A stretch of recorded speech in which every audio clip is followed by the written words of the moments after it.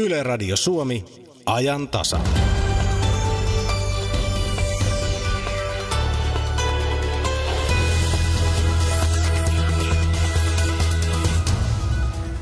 Suomessa on tänään tullut voimaan uusi kansalaisaloitelaki. Sen mukaan kuka tahansa äänioikeutettu suomalainen voi saada aloitteensa eduskunnan käsiteltäväksi, jos löytää asialleen 50 000 äänioikeutettua kannattajaa. Paperin ohella nimiä voi kerätä myös internetissä, jossa niin ikään tänään aukeaa kansalaisaktiivien talkoovoimin tekemä sivusto, jossa on tarjolla esimerkiksi juristien apua aloitteen tekoon. Hetken kuluttua kansalaisaloitteesta keskustellaan kyseisen avoinministeriö.fi-projektivetäjän Joonas Pekkasen ja oikeusministeriön projektipäällikkö Teemu Ropposen kanssa. Tänään Suomen 12 presidenttinä aloittavan Sauli Niinistön virkaanastujaispäivän kunniaksi olemme kaivaneet myös arkistoja ja kurkistamme kansakuntamme värikkäisiin vaiheisiin aikaisempien tasavallan presidenttien virkaanastujaisten kautta. Kolumnistivuorossa on Aleksis Salusjärvi ja lähetyksen lopulla käymme vielä läpi, miten tasavallan presidentin virkaanastujaiset kuuluvat tänään Radio Suomessa. Minä olen Totti Toivonen, oikein iloista maaliskuuta.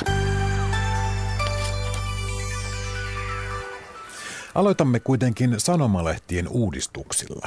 Lehtien uudistuspuumi nimittäin sen kun jatkuu.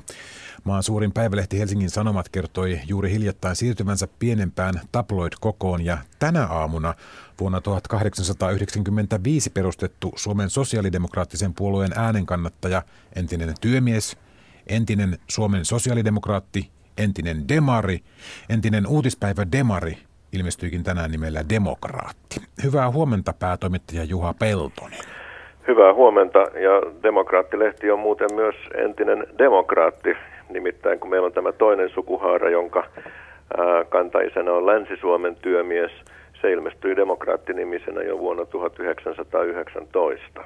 Ja ilmeisesti vuoden verran sitä tehtiin tuolla nimellä. Vuoden verran, sen jälkeen sen nimi muuttui Sosialistiksi ja sitten Turun Päivälehdeksi, ja sitten vuonna 2001 se fuusioitui Demarin kanssa uutispäivä Demariksi, joka nyt sitten 11 vuoden jälkeen on uudistunut Demokraatiksi.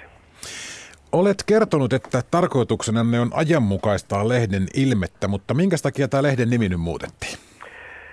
No meidän mielestä tähän aikaan sopii se, että korostetaan aatetta ja arvoja, ja tällainen arvopohjainen nimi, Demokraatin kantasanahan on tietenkin demokratia, ja demokratia on keskeinen sosiaalidemokraattinen arvo, niin se sopii meille. Minkä takia tuo puolueen nimi on siitä suoraan sanoen häivytetty ja korotettu tämmöisellä arvolla, ettekä te suinkaan häpeile? Ei päinvastoin, kyllä siinä lehden kannessa heti nimen alapuolella lukee, toisin kuin muuten aikaisemmin, niin siinä lukee, että Suomen sosiaalidemokraattisen puolueen päääänen kannattaja, mutta ei puolueen ja lehden nimi missään vaiheessa ole olleet samat, eikä semmoiseen ole tarvetta jatkossakaan. Edellinen muutos tehtiin siis 11 vuotta sitten. Mikä on nyt se akuutti tarve tälle muutokselle nyt juuri tänä vuonna ja maaliskuun alussa? No tämmöinen 11 vuoden aikajänne on itse asiassa aika pitkä, että tämmöisiä isompia lehtiuudistuksia sanomalehdet tekee ehkä keskimäärin 5-7 vuoden välein. Että kyllähän me on koko ajan tämän 11 vuoden aikana lehteä kehitetty, että eihän se eilen ilmestynyt uutispäivä Demari näyttänyt samalta kuin se, joka ilmestyi silloin reilu 10 vuotta sitten, mutta tuotetta on syytä päivittää, että kyllä tässä on kyse tämmöisestä ihan ajanmukaistamisesta ja työkalun seuraavaan versioon siirtymisestä. Muuttuuko lehden linja jollain tavalla esimerkiksi yleislehden suuntaan? No ei se linja muutu. Meillähän on ikään kuin monta roolia. Me ollaan SDPn päääänen kannattaja, samalla me ollaan tämmöinen koko työväenliikkeen, myös ammatillisen työväenliikkeen keskustelufoorumi, ja sellaiseksi mielellämme tarjoudutaan. Sitten me ollaan mielipidelehti, vaikuttajalehti, myös yleislehti, osalehtilajista ainoa lehti. Meillä on paljon sellaista aineistoa, mitä muissakin sanomalehdissä on, alkaa nyt vaikka veikkausvihjeestä tai sarjakuvista, mutta toki on niin, että tämä politiikan, työelämän, työmarkkinoiden, talouden uutisointi ja taustottaminen on se meidän päätehtävä. Mutta sitten meillä on muita vahvuusalueita. Kulttuuri on semmoinen meidän perinteinen vahvuusalue, jossa me pystytään kilpailemaan ikään kuin samalta viivalta muiden lehtien kanssa. Meillähän on painoaikataulu semmoinen, että kun ollaan valtakunnallinen lehti, joka painetaan vain yhdessä paikassa, niin meillä on painoaikataulu paljon aikaisempi kuin monilla esimerkiksi maakunnallisilla sanomalehdillä, niin sen takia meillä lehdestä puuttuu semmoinen esimerkiksi tulosurheilu, vaikka tietysti urheilua muuten käsitellään monipuolisesti, mutta tietyt juttutyypit meiltä puuttuu. Demokraatti-lehdellä on päivittäin 36 000 lukijaa ja kaikkihan me tavoitellaan uutta yleisöä, eli lukijoita tai kuulijoita tai katsojia. Minkälaista lukijakuntaa te nyt sitten tällä uudistuksella tavoittelette? Sekä on kuitenkin jonkunlainen tarve sekin, että lukijoita pitäisi olla tulevaisuudessakin. Meillähän on tämänhetkisistä tilaajista aika tarkalleen puolet on SDP-jäseniä. Se on tietenkin jo kirjava ja laaja heterogeeninen joukko ja puolet on muita. Ja mehän tavoitellaan sellaisia lukijoita, joita kiinnostaa, mitä yhteiskunnassa tapahtuu, jotka seuraa suomalaista politiikkaa, työmarkkinoita ja me pyritään niitä tarpeita tyydyttämään. Toki se lukijakunta on aina aika monipuolinen, että siellä on niin kuin hyvin erilaisia ihmisiä ja erilaisia intressejä ja pitää pyrkiä sitten niitä kaikkia ottamaan huomioon. Oikein hyviä huomisia lehtenen 117-vuotis syntymäpäiviä päätoimittaja Juha Peltonen. Kiitos.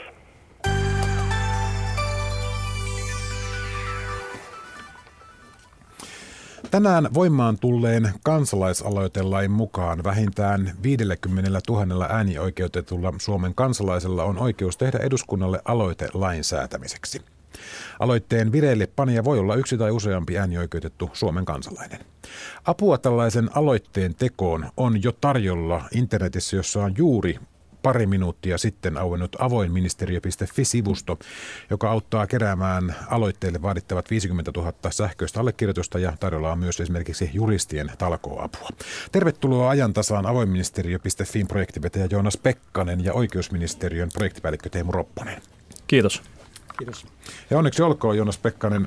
Just taisit huomata tuosta, että sivu lähti pystyyn niin sanotusti. Joo, kirjaimellisesti noin 2,5 minuuttia sitten. Ja jotta mulle jää mahdollisuus, niin mä haluaisin kiittää niitä, jotka sen on tehnyt mahdolliseksi ja osa viime yön aikana kohdanneita vapaaehtoistalkoolaisia, eli Teemu, Arttu, Aleksi, Lassi, Hannu, Lauri ja muita. Kiitos. No se meni sinne.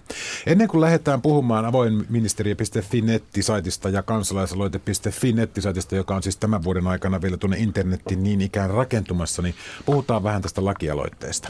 Jo kansalaisaloitelakia valmisteltaessa vitsailtiin ja jopa pelättiin, että aloitteita saattaa tulla paljonkin, ja koska eduskunnan on otettava kaikki ne käsittelyynsä, niin sinne menee roppakaapalla kansanedustajien aikaa hukkaan. Minkälaisia lakeja te uskotte kansalaisten laittavaa alulle? No, avoimen ministeriön taustalla on oikeastaan se, että haluttaisiin taata se, että enemmänkin laatu kuin määrä, eli luoda työkalut ja prosessit, jotka auttaisi ihmisiä porukalla työstämään mahdollisimman pitkälle ja hyvin perustellen ja laadukkaasti laadittuja aloitteita, jolloin eduskunnassa ei myöskään tarvisi huonon valmistelun takia hylätä niitä, vaan niillä olisi hyvä läpimenomahdollisuus. Minkälaisia nämä aloitteet voisi esimerkiksi olla? Onko teillä ollut jo puhetta siitä, että minkälaisia te odottelette sinne? No, me ei liikaa haluta tavallaan ohjata sitä. Me halutaan luoda enemmänkin ne puitteet ja työkalut siihen. Nyt julkistetulla avoinministeriö.fi-sivulla, niin sinne on nyt muutama esimerkin vuoksi heitetty idea ja lakialoite luonnos, mutta mielenkiinnolla odotetaan, että mitä sieltä syntyy, että ne ideat, jokaisella on vapaa sana ja niiden ideoiden ympärille pyritään sitten keräämään ihmisjoukkoja, jotka niitä voi porukalla viedä eteenpäin.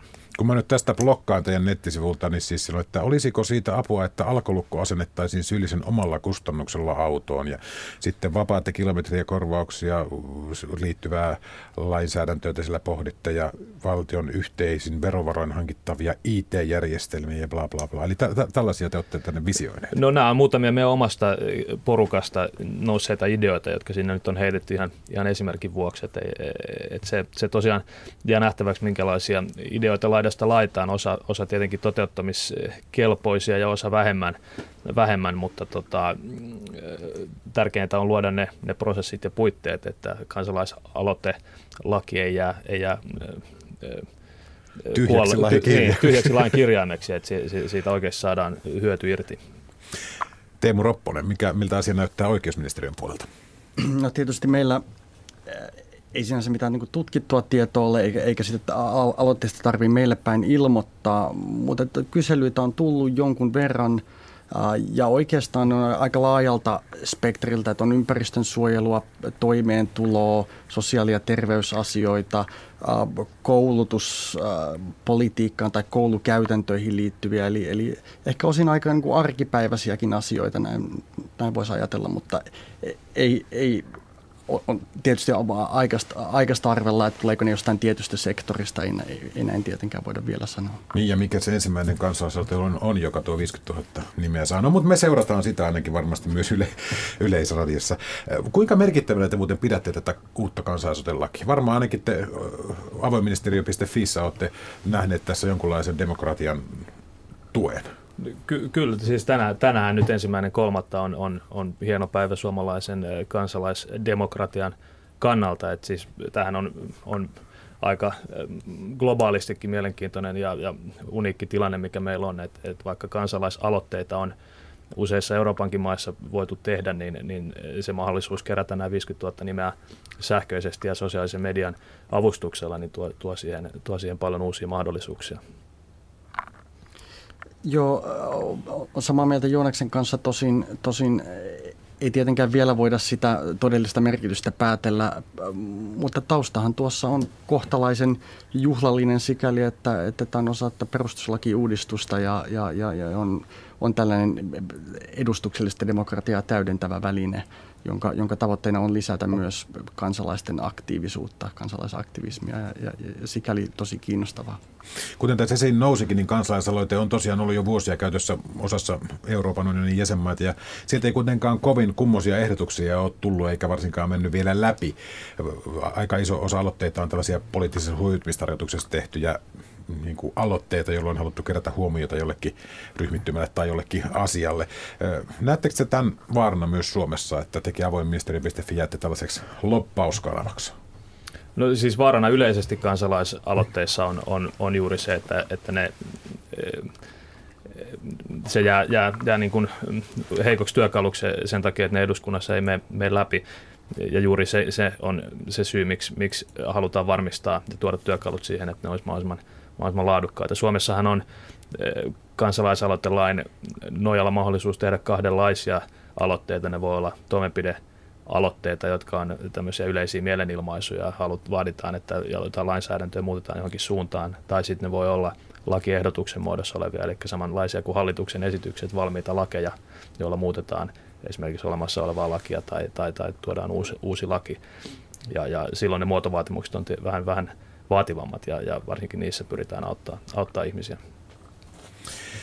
Tuolla jo avatulla avoinministeriö.fi ja loppuvuodesta avattavalla kansalaisaloite.fi-sivuilla on hyvin eri tehtävät.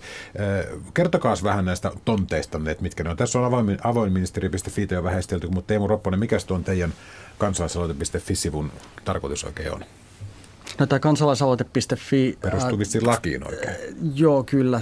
Eli tämä on laissa säädetty velvoite tai tehtävä oikeusministeriölle varmistaa se, että verkossa voi kuka tahansa Suomen kansalainen, äänioikeutettu Suomen kansalainen tehdä aloitteen tai kannattaa näitä aloitteita ja velotuksetta. Ja tätä järjestelmää ollaan nyt tekemässä. Se tulee käyttöön loppuvuodesta joulukuun 1. päivään mennessä on tarkoitus olla pystyssä. Ja sitä ennen tosissaan tämä paperilla tapahtuva keräys, kannatusilmoitusten keräys on mahdollista nyt ja toki periaatteessa voi tulla kolmansien osapuolten avoimen ministeriön tai joidenkin muiden toimijoiden tekemiä tällaisia verkkokeräysjärjestelmiä. Kunhan ne täyttää tietyt ehdot. Niiden tulee täyttää tyypillisesti tämmöiset tietosuojaan, tietoturvallisuuteen liittyvät kriteerit esimerkiksi, jotka tietysti on niin aika tärkeitä, kun kuitenkin puhutaan tämmöisestä henkilötietoja sisältävästä palvelusta ja jossain määrin poliittisestakin tai poliittiseksikin mielletystä kannatuksesta tai ilmaisusta.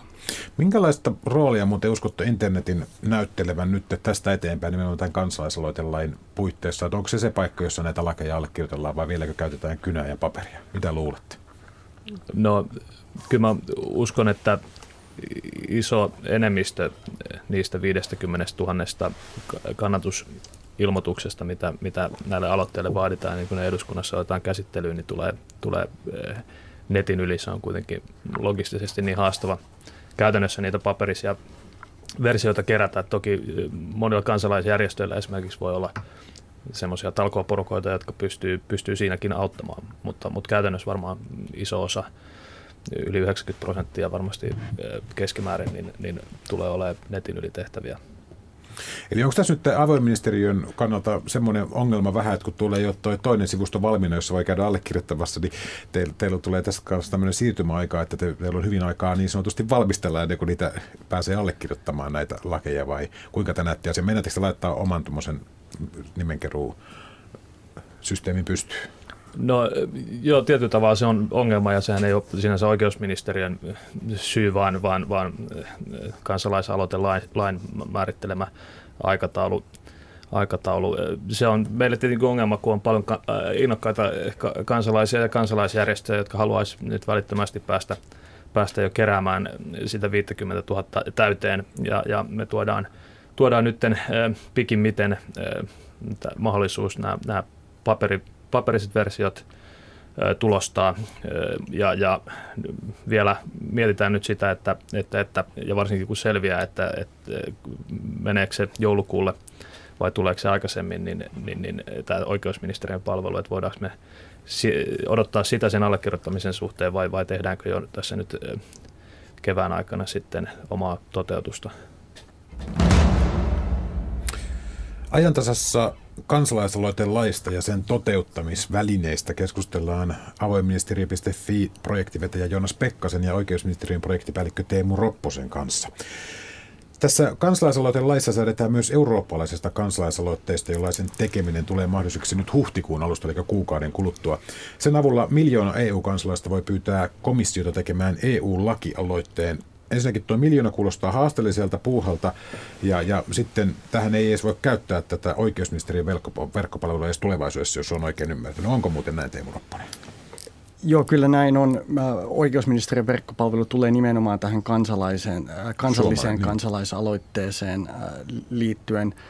EU on itse tuottanut tällaisen avoimen lähdekoodin ratkaisun, jota aloitteen keräjät voivat sitten käyttää. Tosiaan se jää ikään kuin aloitteen vireillepanijoiden vastuulle järjestää tämä tietojärjestelmä. Eli siinä se ratkaisu on tosiaan hiukan erilainen. Tämä 1 miljoonan kannatusilmoituksen kerääminen varmasti voi olla haastavaa.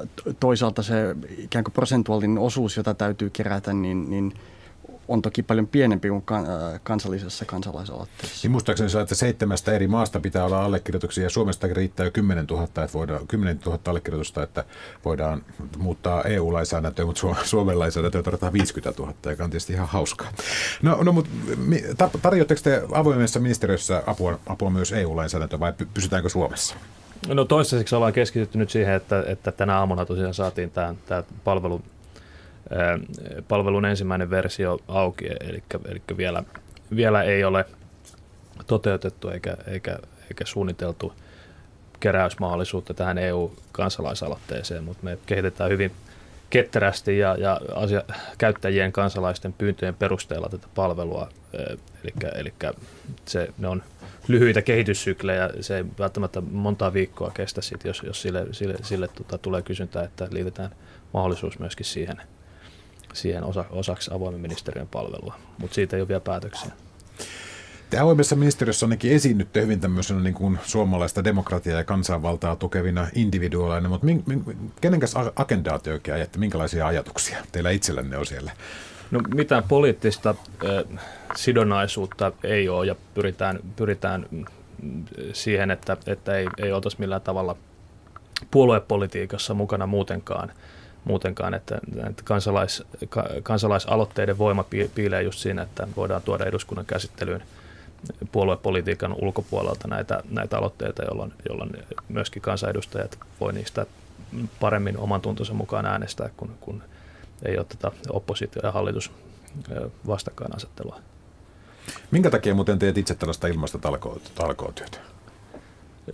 No, tämä on tosiaan mullekin harrastus, että päivätyöt on omassa firmassa ja samoin mulle kuin muillekin tässä projektissa mukana oleville talkoolaisille, niin tämä on innostavaa olla mukana kehittämässä suomalaista demokratiaa eteenpäin, että se on ihan puhtaasti sitä, että pyritään tekemään Suomesta vähän parempi yhteiskunta ja tuomaan monipuolisemmat vaikuttamisen mahdollisuudet niiden oppien perusteella, mitä ollaan niin kuin omissa töissämme opittu teknologia- ja softakehityspuolella.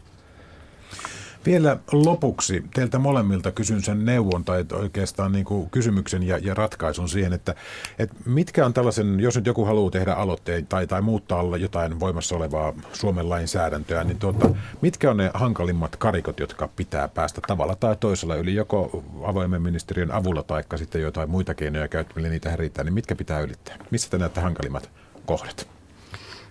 No tietysti on syytä muistaa se, että eduskunta tekee loppujen lopuksi päätökset, että miten suhtautuu kyseisiin aloitteisiin, eli siinä muotoilussa ja aloitetta kehiteltäessä varmaan tämä tulee ottaa huomioon, minkälainen aloite menisi läpi eduskunnasta, näin uskoisin.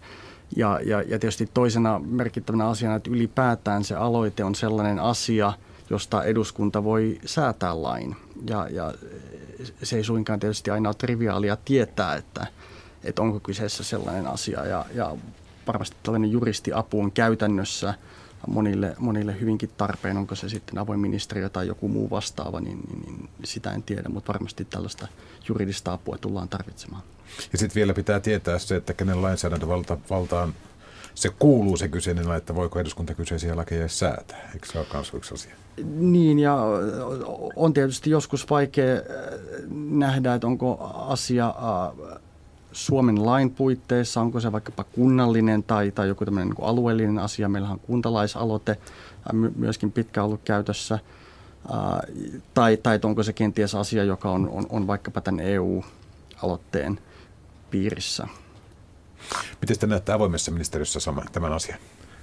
No lähinnä niin, että ei pitäisi pelätä niitä karikkoja. Ei ole semmoista ideaa, josta ei voisi lähteä keskustelemaan ja yhdessä miettimään sen toteuttamiskelpoisuutta, vaikutuksia ja perusteluita puolesta vastaan arviointia. Että tämmöistä niin kuin uudenlaista ihan alkuvaiheessa tapahtuvaa deliberaatiota sen idean pohjalta, sitä ennen kaikkea pyritään aikaan saamaan. Et tietenkin yksi riski siinä, että jos ne aloitteet on huonosti laadittuja ja ne esimerkiksi ei ole lakiehdotuksen muotoon laadittuja, vaan tämmöisiä toimenpidealoitteita, niin yksi yksittäinen riski on tietenkin se, että se voi hautautua aikanaan ministeriöihin, sit valmisteluportaaseen ja jopa raueta sen takia, että eduskunta ehtii vaihtua välissä. Et sen takia tämmöiset lakiehdotukset, jotka saadaan suoraan eduskunnan käsittelyyn ja jos eduskunta äänestää niiden puolesta, niin presidentille vahvistettavaksi lainsäädännöksi, niin se on paljon välittömämpi vaikuttamisen kanava. Kiitoksia vierailusta Ajantasasta oikeusministeriön projektipäällikkö Teemu Ropponen ja avoinministeriö.fiin projektinvetäjä Joonas Pekkanen. Kiitos. Kiitos.